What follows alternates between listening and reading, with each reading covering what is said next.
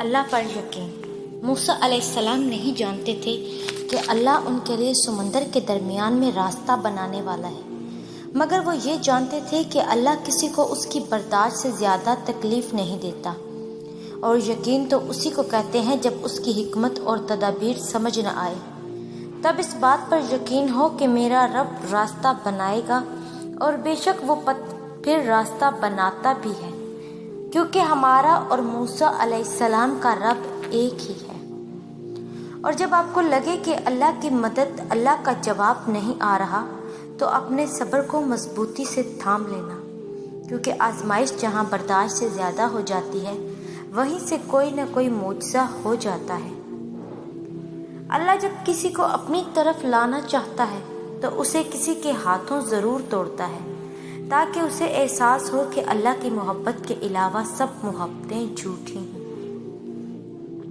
جو مقام شکوے کا ہوتا ہے وہی مقام شکر کا بھی ہوتا ہے، لیکن ہم اس مقام پر شکوہ جلدی اور شکر دیر سے ادا کرتے ہیں۔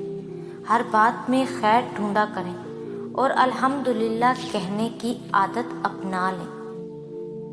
اگر پورے خاندان میں حق پر چلنے والی آپ پہلی لڑکی ہیں تو آپ چلیں گی، اگر پورے خاندان میں شرعی پردہ کرنے والی آپ پہلی لڑکی ہیں تو آپ کریں گی، اگر پورے خاندان میں قرآن و صحیح حدیث کو فالو کرنے والی آپ پہلی لڑکی ہیں آپ کریں گی، کیونکہ اللہ پاک نے پورے خاندان میں سے آپ کا انتخاب کیا ہے۔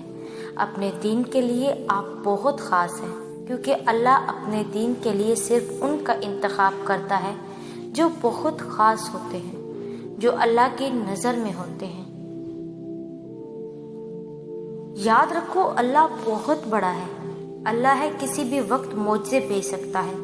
مایوس وہ ہوتے ہیں جن کو رب پر یقین نہیں ہوتا، مایوس وہ ہوتا ہے جن کا ایمان کمزور ہوتا ہے، مایوس وہ ہوتے ہیں جو ڈر جاتے ہیں دنیا سے۔ سنو، تم ایسے لوگوں میں شامل نہ ہونا، ہمیشہ اس بات کو یاد رکھنا تمہاری مصیبتوں سے تمہارا رب بہت بڑا ہے۔ اللہ سے توبہ کیا سن؟ دکھ کی بات تو یہ ہے کہ ہم اپنے غموں پہ روتے ہیں، اپنے گناہوں پر نہیں۔ ہمارا اللہ سے رشتہ ایسا ہے کہ ہم صرف اپنے غم، دکھ، درد، حاجات اور شکایات پر روتے ہیں، اپنے گناہوں، نافرمانیوں پر نہیں، ورنہ ہمارا اپنے گناہوں پہ رونا ہمارے غموں کا علاج بن جائے۔ اللہ سے توبہ کرتے رہا کرو۔ توبہ ایسا دروازہ ہے جو موت کی ہچکی تک کھلا رہتا ہے۔ دعا ایسا عمل ہے جو تقدیر بدل دیتی ہے۔ ضمیر ایسا ساتھی ہے جو ہمیشہ حق کی راہ دکھاتا ہے۔ اس لیے توبہ کرتے رہو، دعا مانگتے رہو اور ضمیر کو جھنجھوڑتے رہو۔ اے انسان، اللہ فرماتا ہے، تیرے رب کے پاس تیرے لیے عطاؤں کا سمندر ہے۔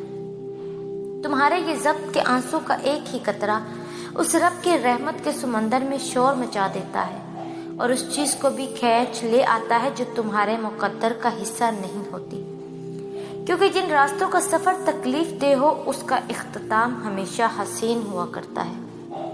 اللہ فرماتا ہے، اور ان قریب تمہارا رب تمہیں پھیر دے گا اس کی طرف جس میں تمہاری خوشی ہے۔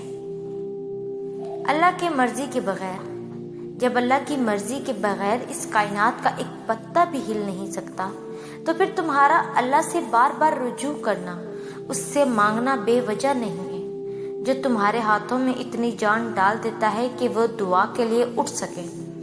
وہ پھر ان اٹھے ہوئے ہاتھوں کی لاج بھی رکھتا ہے۔ اللہ سے لے کر معجزوں تک، دعاؤں کی سب سے بڑی طاقت یہ ہے کہ دعائیں وہاں تک جا سکتی ہیں جہاں تک انسان نہیں جا سکتا۔ اللہ سے لے کر معجزوں تک، کن سے لے کر فیکون تک۔ قرآن پاک ہماری زندگی کے ہر موڑ پر تسلی دیتا ہے۔ اس میں ہمیں یہ سکھایا جاتا ہے کہ ہم نا امید نہ ہوں، کمزور نہ پڑیں اور اللہ تعالیٰ پر پورا یقین رکھیں۔ ہمارا رب ہمارے ساتھ ہے، اور اگر ہم اس کی رضا اور انعام کی طرف رجوع کریں تو ہماری ہر پریشانی دور ہو جائے گی۔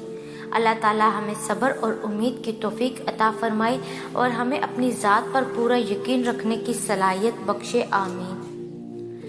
اللہ ہمارے غموں اور پریشانیوں کو سمجھتا ہے اور ہمیں اپنی رحمتوں سے نوازتا ہے۔ مایوس نہ ہونا، جن کے لیے مشکلات زیادہ ہوتی ہیں ان کی طرف سے رب کی محبت اور انعام بھی زیادہ ہوتی ہے۔ ہمیشہ امید اور بھروسہ رکھنا چاہیے، کیونکہ اللہ ہمارے صبر اور ایمان کو آزما کر ہمارے لیے بہترین انعام اور فضل کی طرف لے جاتا ہے۔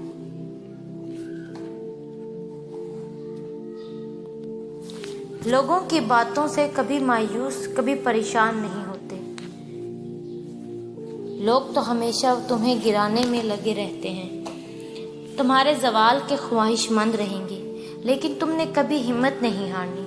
ان کی باتیں سن کر وہ اللہ سب دیکھ رہا ہے اور سب کچھ جانتا ہے، اس کی نظر سے کچھ چھپا ہوا نہیں۔ لہٰذا حالات کیسے بھی ہوں، کبھی مایوس نہ ہونا اور بس اللہ پر مضبوط توکل رکھنا۔ پتہ بھی نہیں لگتا اور اللہ کو خبر ہوتی ہے، ابھی دل میں خیال اور لبوں پر وہ دعا آتی بھی نہیں ہوتی، مگر وہ پہلے سے ہی جانتا ہے کہ ہم وہ دعا کرنے والے ہیں۔ وہ اس کی بھی سنتا ہے جو بول نہیں سکتا، اس کی بھی دعا قبول کرتا ہے جس کے ہاتھ نہیں ہوتے کہ وہ ہاتھ اٹھا کر مانگ سکے۔ اور جس دن ہمارے لبوں میں کچھ بھی کہنے کی طاقت نہیں ہوتی تو وہ ان خاموش آنسوؤں کی صدا اور فریاد بھی سنتا ہے۔ امید نہ چھوڑنا، یہ شیطان تمہیں ورگلا رہا ہے، تم سے تمہاری طاقت، تمہارا یقین چھین کر بالکل تنہا کر دینا چاہتا ہے۔ تم سجدے نہ چھوڑنا، تم تہجد میں آنسو بہانا ترک مت کرنا۔ تم سب پالو گے، مایوسی کے بادل ہٹاؤ خود سے، بس اس کی مان کر جھکتے جاؤ، جس میں وہ راضی ہو وہ کام کرتے جاؤ، اور پھر تم دیکھو گے کن فیکون کے نظارے۔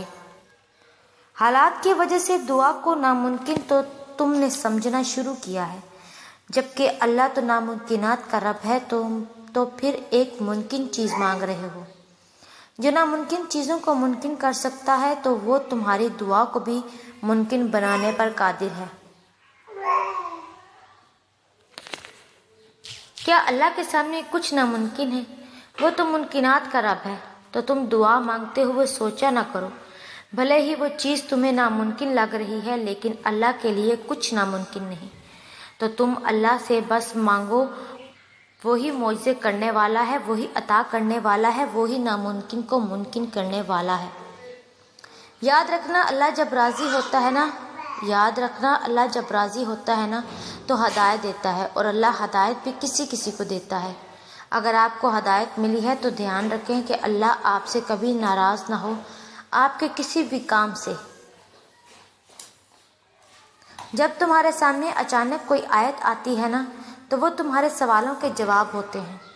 وہ کبھی بھی اپنے بندوں کو تنہا نہیں چھوڑتا۔